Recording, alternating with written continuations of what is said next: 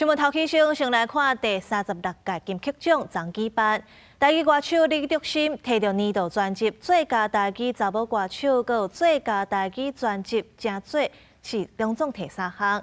那歌手陈以恒嘛用《罐头塔》这个专辑摕到台语歌王。是不是有可能让不会台语的朋友，甚至是外国朋友，听到台语歌，他也会Je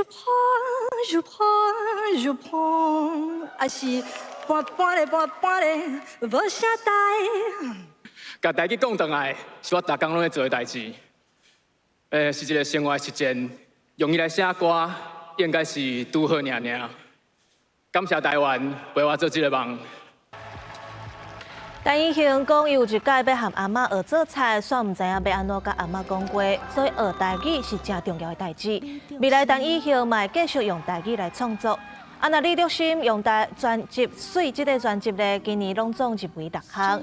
昨呢，伊嘛以这块专辑摕到台语歌曲最佳台语专辑，佮有年度专辑，是赢甲上水开。